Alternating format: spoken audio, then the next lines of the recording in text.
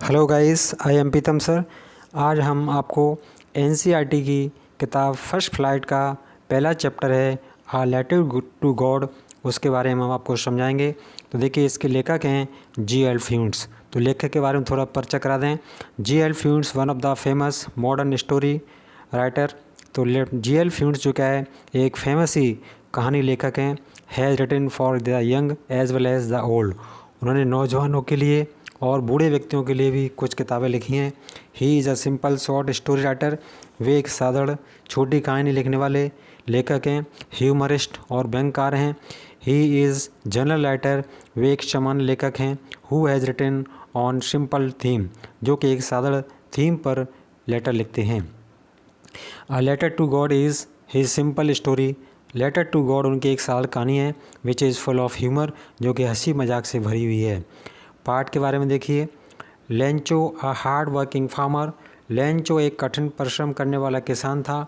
Lived in a valley on the top of a low hill, जो कि नीची पहाड़ी की चोटी पर रहता था। वन मॉर्निंग, एक दिन उसने ही फेस्ड रेन, अचानक वर्षा हो जाती है। स्नोफॉल, और वर्षा के साथ साथ कुछ ओले गिरते हैं। Resulting A total damage of his crops. परिणाम यह निकलता है कि उसकी फसल पूरी नष्ट हो जाती है। ही रिटर्न टू गॉड, उसने वापस लौटा और दुखी पूर्वक था वो। उसने ईश्वर को पत्र लिखा और उसने पूछा कि एंड टू सेंड मनी, कि हे भगवान, आप मुझे पास पैसे भेज दो। Postman saw the letter. जब पोस्टमैन ने उसके पत्र को देखा, and took it to the postmaster, और पत्र लेकर के वह पोस्ट मास्टर के पास गया। हु फर्स्ट लाफ्ड, पहले तो वह हंसा। Then was surprised at the faith of the writer, फिर बाद में उसे आश्चर्य हुआ कि लिखने वाले का कितना विश्वास है। He collected some money from his employees, उसने अपने कर्मचारियों से कुछ पैसा एकत्रित किया। And send it to Lencho along with letter, और लेंचो को लेटर के साथ कुछ पैसे भेज दिए। When Lencho got the letter with money, जब लेंचो ने उस पत्र के प्राप्त किया जिसमें पैसे थे, not the when he counted, तो उसने गिना, इट लेस, उसमें कम थे। ही फेल्ट फ्यूरियस, उसे बहुत गुस्सा आया। सो ही रोड एन द लेटर, फिर उसने एक और लेटर लिखा टू गॉड, ईश्वर को, एंड आस्किंग हिम, और उसे कहा to send the rest money, कि जो शेष पैसा है वो भेजने की कृपया करें। And not by the post, और जो पत्र लेट मनी है वो पोस्ट के द्वारा ना भेजें, क्योंकि post office employees were a bunch of crook. Bunch of crook होती है ठगों की मंडली या टोली, कि कर्मचारी जो पोस्ट ऑफिस के हैं वो ठगों की मंडली हैं, टोली हैं, इसलिए आप पैसा स्वयं मुझे आकर के दें। अब देखिए, लेसन हमारा शुरू होता है। अब लेसन को ज़रा देखिए। फर्स्ट हमारा पैराग्राफ है, देखिए। The house the only one in the entire valley, और जिस घर में वो रहता था लेंचो, वह एंटायर माने संपूर्ण, वैली मीन्स घाटी, वह पूरी घाटी में एकमात्र घर था। Set on the crest of low hill, crest माने चोटी, सेट माने स्थित था, जो कि एक नीची पहाड़ी की चोटी पर स्थित था। फ्रॉम दिस हाइट, और उसकी ऊंचाई से, वन कुड सी, वहाँ से कोई भी देख सकता था, द रिवर, नदी देख सकता था, and the field of ripe corn, और पके हुए भुट्टे के खेत देख सकता था। राइप माने पके हुए, कॉर्न माने भुट्टा। डॉटेड विद द फ्लावर्स, और कहीं कहीं पर फूल जो क्या है एक बिंदु के मात्र लगते थे। डॉटेड मीन्स बिंदु। That always promised a good harvest, और ऐसा लगता था कि उस वर्ष उसकी फसल बहुत अच्छी थी। The only thing the earth needed, अब धरती को केवल एक चीज़ की आवश्यकता थी, वॉज अ डॉन पॉर। डॉन पॉर होता है हैवी रेन, या तो बहुत तेज़ बारिश हो जाए, और एट लीस्ट सावर, और कम से कम ज़्यादा तेज़ बारिश ना हो तो बूंदाबांदी हो जाए। थ्रू आउट द मॉर्निंग, सुबह से लेकर के, Lencho who knew his field intimately, जो कि अपने खेतों के बारे में बहुत अच्छी तरह जानता था, had done nothing else but see the sky toward the north east, उसने कोई काम नहीं किया, केवल नॉर्थ ईस्ट यानी उत्तर पूर्व की तरफ आकाश को देखता रहा। Now we were really going to get some water women, अब उस औरत ने कहा कि अब हम, कुछ ऐसा लगता है कि शायद कुछ देर में पानी पढ़ने वाला है। The women who was preparing supper, जो कि औरत उसकी लेंचो की वाइफ रात्रि का भोजन बनाने की तैयारी कर रही थी। सपर मीन्स रात्रि का भोजन। रिप्लाइड, उसने उत्तर दिया, यस गॉड बिलिंग, हाँ लगता तो ऐसा ही है, अगर ईश्वर ने चाहा तो वर्षा हो सकती है। The older boys were working in the field, जो बड़ा लड़का था वो पास ही खेत में कार्य कर रहा था। While the smaller one were playing near the house, और छोटे बच्चे घर के पास खेल रहे थे। Until the women call to them, तब तक उन औरत ने उनको बुलाया। कम फॉर डिनर, आ जाइए रात्रि का भोजन तैयार है। It was during the meal, meal means भोजन, और भोजन के समय just as Lencho had predicted, Lencho ने प्रेडिक्ट भविष्यवाणी करना, तो लेंचो ने ये भविष्यवाणी की कि big drops of rain begin to fall, कि बड़ी बड़ी आकाश से बूंदें गिरने वाली हैं। In the north east huge mountain of cloud, क्योंकि नॉर्थ ईस्ट उत्तर पूरब की तरफ ह्यूज माने बहुत बड़े पहाड़ों पर, ऑफ क्लाउड बादल एकत्रित हो रहे हैं। कुड बी शीन अप्रोचिंग, ऐसा लग रहा है कि इधर ही आ रहे हैं। अप्रोचिंग माने आते हुए।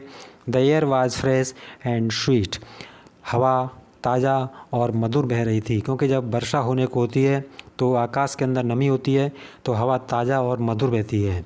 The man went out for no other reason, तो वह आदमी घर से बाहर निकला, बाहर निकलने उसका कोई कारण नहीं था, वट कि वह have the pleasure of feeling the rain on his body, बल्कि वो अपने शरीर पर आकाश से जो बूंदें गिरेंगी वर्षा की उनका आनंद लेना चाहता था। एंड व्हेन ही रिटर्न, जब वापस आया, ही एक्सक्लेम्ड, तो उसे आश्चर्य हुआ, these ant rain drops falling from the sky, ये आकाश से वर्षा की जो बूंदें गिर रही हैं ये केवल वर्षा की बूंदें नहीं हैं, दे आर न्यू कॉइन्स, ये नए सिक्के हैं। बिग ड्रॉप्स आर 10 सेंट, बड़ी बड़ी बूंदें 10 का सिक्का है। एंड लिटिल वंस आर 5, और छोटी बूंदें 5 का सिक्का है। उसने इन वर्षा की बूंदों को सिक्का इसलिए कहा है क्योंकि उनसे अच्छी फसल होगी और फसल से बेच करके उसे पैसा प्राप्त होगा। With a satisfied expression he regarded the field of ripe corn with its flower, तो संतोषजनक तो उसने सोच करके खेतों की तरफ देखा। राइप कॉर्न, उसमें पके हुए अनाज के दाने थे। विद इट फ्लावर, और उनमें फूल थे। Draped in a curtain of rain, और वे ऐसा कुछ चीज़ से ढके हुए थे, जैसे भुट्टा देखा आपने, ढका होता है, कवर होता है वो। But suddenly a strong bed began to blow, लेकिन अचानक बहुत तेज़ वर्षा यानी हवा तेज़ चलने लगती है। And along with the rain, और वर्षा होती है। Very large hailstones began to fall, बड़े बड़े ओले आकाश से गिरना शुरू हो जाता है। These truly did resemble new silver coin, और वास्तव में वे ओले ऐसे एकत्रित हो गए थे जैसे मानो के चांदी के सिक्के हों। The boys exposing themselves to rain out, बच्चे उन्हें एकत्रित करने के लिए बाहर निकले। Rain out to collect the frozen pearls, frozen pearls माने जमे हुए मोती। इन आकाश से बर्फ़ के जो टुकड़े गिर रहे थे उसने उनको जमा हुआ मोती कहा है। It is really getting bad now as claim the man, तब लेंचो ने आश्चर्य व्यक्त किया कि अब ये बहुत बुरा हो रहा है। आई होप, मैं आशा करता हूँ, इट पासेस क्विकली, कि ये तूफ़ान जो ओलों का आया है वो शीघ्र ही गुजर जाएगा। It did not pass quickly, लेकिन वो शीघ्रता से नहीं गुजरा। फॉर एन आवर, 1 घंटे तक hello rained on the house, उस घर के ऊपर ओले पड़ते रहे। द गार्डन, बगीचे में। हिल साइड, पहाड़ों पर। The cornfield on the whole valley, और पूरी घाटी के जो भुट्टे के खेत थे। द फील्ड वाज वाइट, पूरे खेत सफ़ेद हो गए थे। As if covered with salt, जैसे कि नमक से ढक गए हों। Not a leaf remain on the trees, remain माने बचना, पेड़ों पर एक भी पत्ती नहीं बची। The corn was totally destroyed, अनाज की फसल जो कि भुट्टे की फसल थी वो पूरी तरह नष्ट हो गई थी। The flowers were gone from the plants, और पेड़ों से फूल भी टूट चुके थे। Lencho soul was filled with sadness, Lencho की सोल मीन्स आत्मा दुख से भर गई। When the storm had passed, जब तूफान समाप्त हो गया, he stood in the middle of the field and said to his sons, तो बीच खेत में बैठ करके उसने अपने पुत्रों से कहा, A plague of locust would have left more than this. Plague माने होता है झुंड, लोकस्ट माने टिड्डी, हरे कलर का एक कीड़ा होता है जो फसल खाता है, पत्ती खाता है हरी हरी। तो उसने कहा कि अगर टिड्डी आती तो कम से कम पत्ते खा जाती, वो भुट्टे तो छोड़ जाती। The hell has left nothing, लेकिन इन ओलों ने तो कुछ भी नहीं छोड़ा है। दिस ईयर, इस साल, we will have no corn, अब हमें कोई अनाज नहीं मिलेगा, यानी कोई भुट्टे का दाना नहीं मिलेगा। That night was a sorrowful one, और वह रात्रि एक दुख भरी रात थी। All our work for nothing, अब काम करने के लिए कुछ नहीं था।